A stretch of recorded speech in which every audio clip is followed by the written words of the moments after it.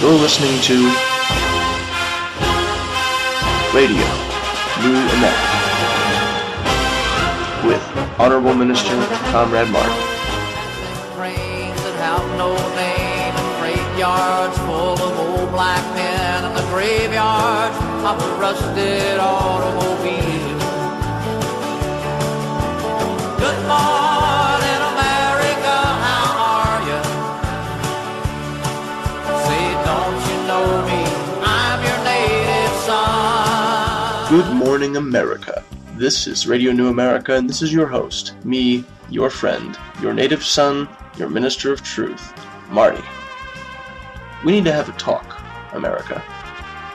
We need to talk about children, about youth, about education. When I was a child, growing up in rural Ohio, I had the best friend a boy could hope for, my dear old dog, Chassis. The adventures we had. From Bowdoin Road to Indian Camp we roamed, carefree and courageous, irresponsible, and completely inseparable. Chassis was, for a little boy, the perfect companion. It made the years of eating wild growing plants in the forest to supplement my poor diet quite bearable. Friendship. Companionship. These are not just qualities a pet dog can have. These are qualities a good parent must have. My parents, though suffering from crippling drug addictions, did everything they could to ensure I was well-rounded, well-educated, and comfortable that I could always confide in them. Only rarely did they place boundaries on my behavior, and when they did, they would attempt to use logic and reason to explain their position. As people, of course, they made their mistakes. But a youth equipped with the right perspective only takes seeing others make mistakes to avoid making the same mistakes themselves. So let me ask you, America, how many of your children can say the same? How many of this nation's youth are truly happy, truly carefree? Well, we both know the answer to that, don't we? None. America's children live in a terrifying, meaningless existence. There is no hope, no happiness, no future. Their parents don't read, and neither do they. Their parents don't have ethics or principles, just booze, pills, heroin, and crack. You can't raise a child on drugs, family, and you can't raise a people. That changes, right here, right now. From this moment onward, the children of this broken nation must be our highest priority.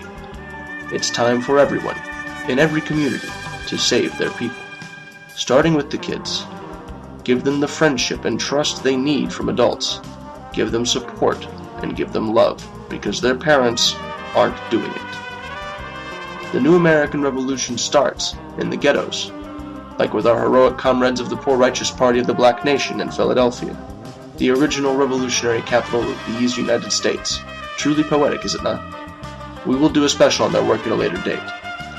And the new American Revolution starts in the hills of Appalachia, out west and in the south, where our white trash must start picking itself up, as I and my fellow white revolutionaries have done. The new American Revolution is far more than a political revolution, brothers and sisters. It is a cultural revolution. It is a war started by the corporate media dumbing us down, the corrupt government teaching garbage to our children, and it will be won by us, using superior discipline and superior knowledge. My listeners, those of you with children, God bless you. Teach this knowledge to your kids and raise them up. Our nation will be a nation of super people, family, and it begins with us.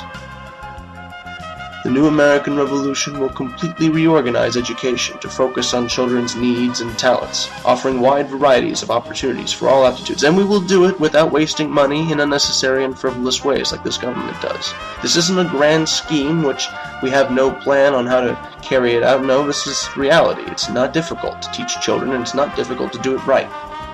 I know good parents. We'll talk about that later. But in our revolution, we will match up the neglected and practically orphaned children of this wasteland of a country with qualified, eligible adults, where their own parents cannot be reformed. We will build a new American family, as it was meant to be. Forging a new country shall mean setting forth new family values, and these values shall be the foundation of our future. We're going to part now, you and I, but don't be sad, America. It's just a break.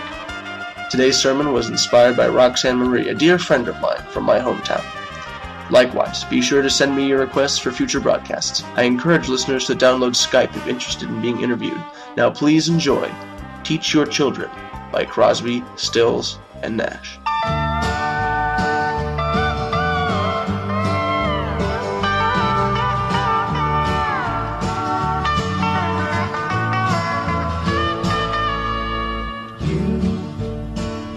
Run on the road must have a code that you can live by, and so become yourself, because the past is just a goodbye.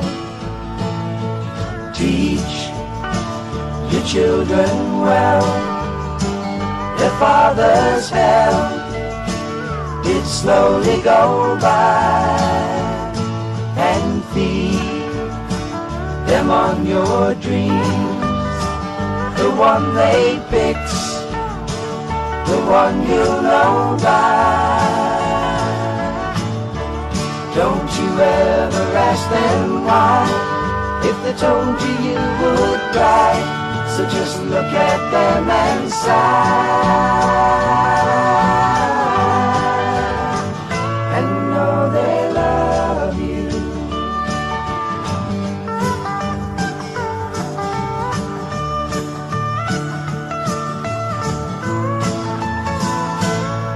And you of tender years can't know the fears that your elders grew by, and so please help them with your youth.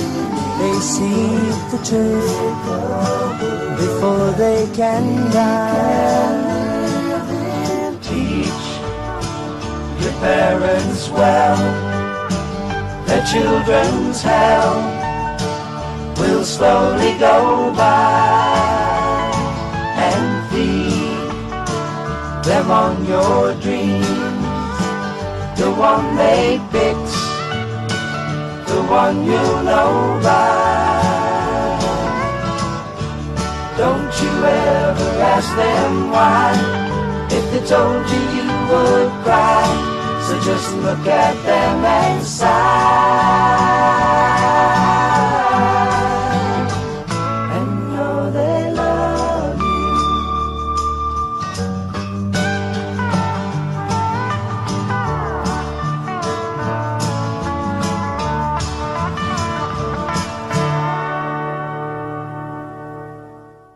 Welcome back, fam. In this segment, I wanted to do some shout-outs to good parents I know. But first, we must remember that children in America, even in its current state, are privileged in the world. 40,000 children starve to death every day in the third world, exploited and oppressed by this country's financial elite and their puppet governments. They die before they are old enough to know their names. When we take over this nation, helping these children must be our first priority. It would not be expensive at all to provide them with the necessary nutrient supplements that would keep them alive. Our wealthy elite merely choose not to. That is sick. That is a travesty, and that is why we need a new America. But while we are living here, and while problems are in front of us, they must be addressed. In our country today, Planned Parenthood is being defunded, and insurance giants will cover Viagra, but not birth control. This means more kids by more irresponsible people. But every life is sacred, America. And if those parents cannot perform their duties, we will, together, as a nation, for the future.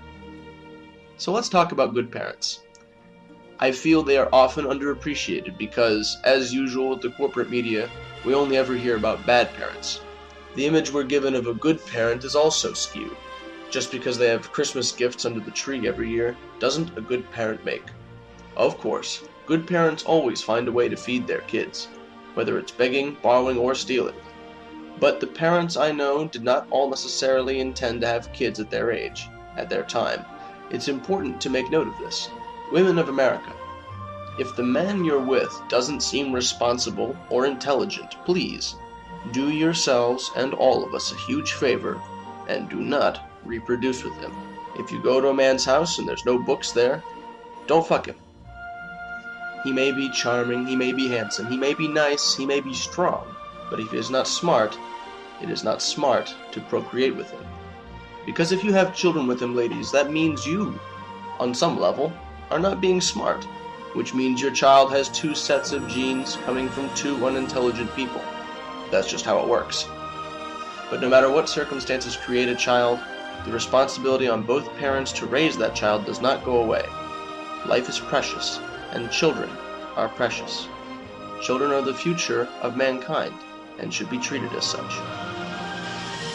My mother, Nancy, took on the responsibility of helping raise a little boy named Mikey, whose parents were splitting up at the time. By involving herself in this family, she also touched the lives of his brother, Zach, and his sister, Shauna. All three children were, when I met them, initially awkward, timid, and prone to strange and unpredictable behavior. Now Shauna is a bright and friendly girl who hangs out with my sister, Megan. Zach is a brilliant young man and fellow comrade of the cause. Mikey, of course, is still young, but nonetheless he helped me clearing weeds in the fields back home with the machete I gave him. With that swing he might be playing baseball someday. Nothing could be more important than to focus one's efforts and time on helping children understand themselves and the world better. That's what it means to properly raise a child. Back home, I know many great parents who understand the importance of their responsibility, and they make me so proud. I can't express the joy and love I feel deep down whenever I am lucky enough to hear from them. All in their early 20s, yet remarkably bright and inspiring examples of the kind of people who we need to populate our new America. Casey Marie, with her son Riley, is a model of independent living, working full-time and raising her child alone because Riley's father is a failure at parenting. I'm sorry, America, but there is nothing that excuses neglecting your children when you are an able-bodied adult man. If you can make the child, then you can take care of the child. If not financially, at least by being there and helping, even if you now can't stand your counterpart. In our new America, such people will be forcibly re-educated. That may sound dramatic, but I assure you, it's the only reasonable solution. Each citizen of the new America is free to pursue his or her happiness, when so long as that is within reason and does not involve abdication of responsibility. Once this breach occurs, we gotta go in, son. Like, what else can we do, America? What can we do with people who don't see the obvious? We must teach them the hard way. Next, I'll recognize my dear friend Heidi. Growing up together in Ohio, we come from very similar conditions and have very similar personalities. Her mother was a disabled parent of 6 children, of which Heidi is the oldest. She has 2 children herself, Paul Jr. and Moriana. Going to college now, and Paul being a hardworking father, they also take care of 3 horses which roam around free and proud in both her and now recently my family's fields. Times are difficult for everyone in their large family, but Heidi was a shining example of hard work and responsibility. Unlike several of her siblings who, turning to drugs and burglary, including of my own family's home to steal copper wiring from the dryer. Thankfully, the 2 boys in question have not sired children already. More candidates for re-education. When their time is served, I will personally ensure their re-education. Trust me, America. I mean business. Moving on, I want to recognize Kelsey Starr. Her son's name is Riley, like Casey's son coincidentally, and Kelsey is also a strong, independent woman. She and her boyfriend work together very hard to raise Riley, and luckily, Michael, Riley's dad, while generously describing him as a thick-headed person, takes his role seriously as a father. And I have even better news, America. Kelsey is pregnant again with a boy due very soon, close to my own birthday, in fact. Her unborn son is named Evan, and I have confidence, strong confidence, in her skills as a parent, and that her boyfriend and ex will perform the necessary tasks of helping her in the grandest feat of all, creating capable human beings. That's the note I'll end on today. Join me next time and spread this as far as you can. America needs to hear it. This is your Reverend of Righteousness, your comrade in arms, your brotherly friend, Comrade Martin, signing off. God bless us, everyone.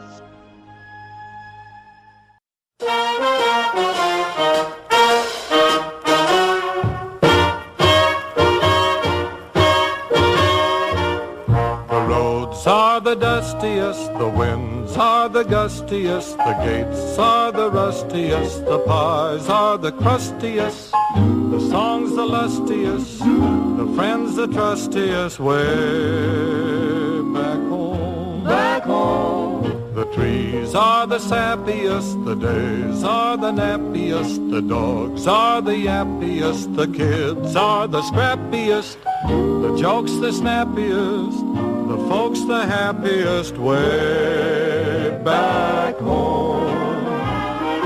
Don't know why I left the homestead, I really must confess. I'm a weary exile, singing my song of loneliness. The grass is the springiest, the bees are the stingiest, the birds are the wingiest, the bells are the ringiest, the heart's the singiest, the arms the clingiest, way back home. What about the sun? The sun's the blaziest, and the fields the daisiest, and the cows the craziest, the help's the laziest, the boys are the wittiest, the girls are the prettiest, way back home. The pigs are the snootiest, the owls are the hootiest, the plants the fruitiest, stars the shootiest, the grin's the funniest, the smile's the sunniest, way back home. Don't know why I left the homestead, I really must confess. I'm a weary exile, singing my song of loneliness. The food is the spreadiest, the wine is the headiest, the pals are the readiest, the gals are the steadiest, the love the liveliest, the life the loveliest, way back, way back, way